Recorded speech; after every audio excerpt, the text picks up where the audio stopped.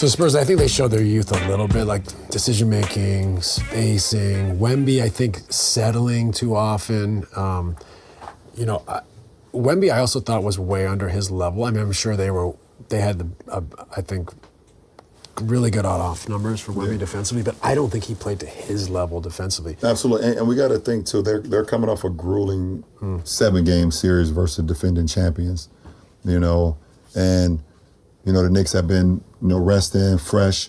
And sometimes it could work both ways. Sometimes you go into a game 7, you play not too long after that, you got more rhythm. But I felt like, from what I've seen from the outside looking in or what I'm hearing, is that they were, like you said, mentally they were not, completely there of how they've been playing. Sure. But, I mean, it goes from one game to the next game. The game is not, the series is not won in one game. Right. And when you got two teams. Even if it feels like it is. Right. Right, exactly. And that feeling that you have after a loss, you know you're going to go in with a better mindset, a better focus, because now you have a sense of, if you didn't have a sense of fear versus your opponent, now you do. Yeah. You know that they can beat you. Sure.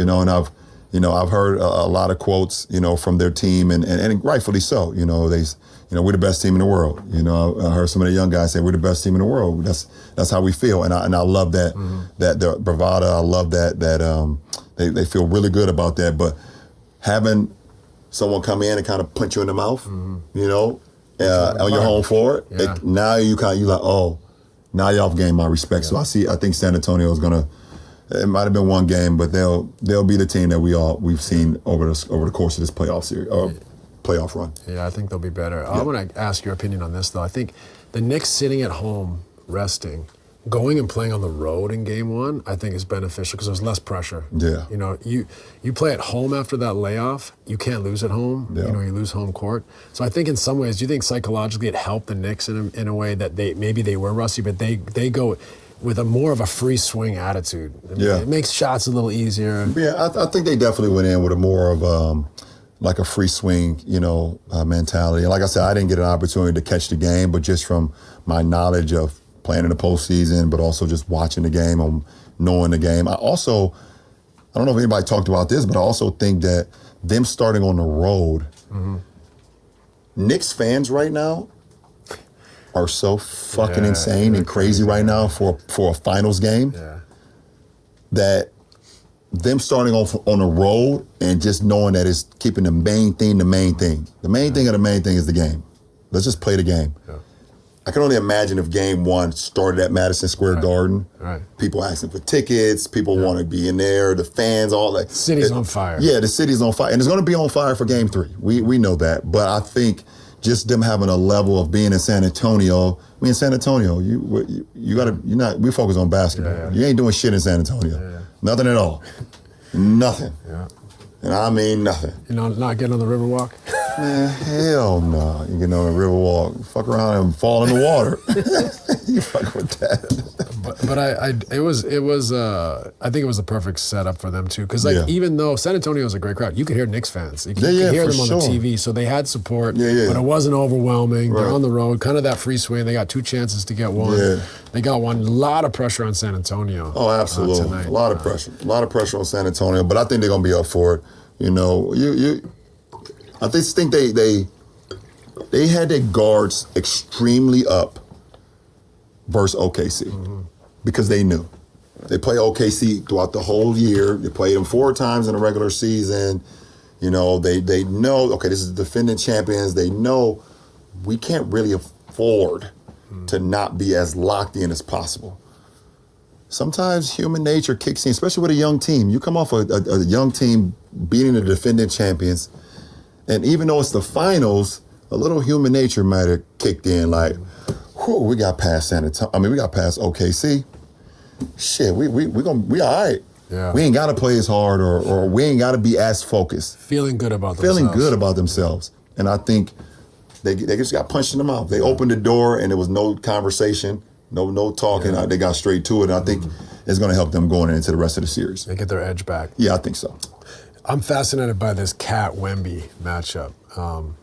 It's a slightly different look with Cat shooting. Wemby I just thought was so prohibitive against Shea and OKC. You know, they have all these perimeter defenders, and Wemby's looming, and Shea had to just take incredibly difficult shots.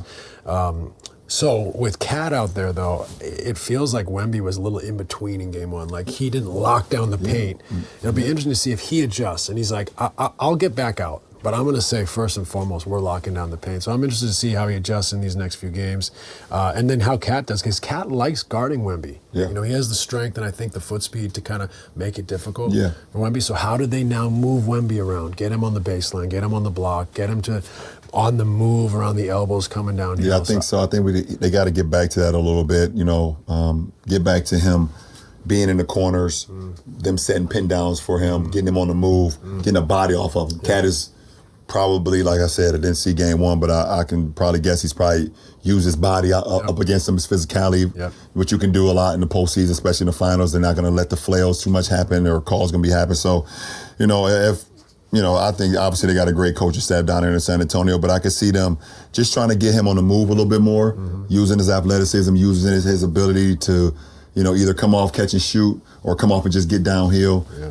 Having a lot of the guards be the ones who setting those pin downs. Or those, you know, if he's high on the elbow, you know, having the guard set it so, you know, there's not many switches. You don't want to do it with OG's guy. You don't really want to do it with Bridges' guy. Want to kind of stay away from that, but there's other guys that may be on the floor where you can Brunson's guy, you know, Deuce McBride's guy, you know, Shaman's guy when he comes in, just to get a body off of him so he can have a little bit of freedom. Yeah, I think that's a great point because I think from a standstill off the catch or off the dribble at the top, you know, that's easy to stay connected with Wemby, you know, although he's obviously prodigious in the length. But for him to get that momentum, to win that first bump, to spin, very difficult against Cat because Cat's strong enough and can move his feet well enough.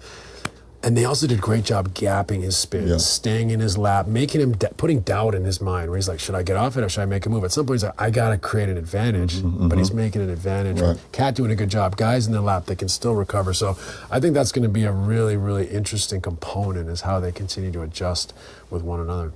I think he will.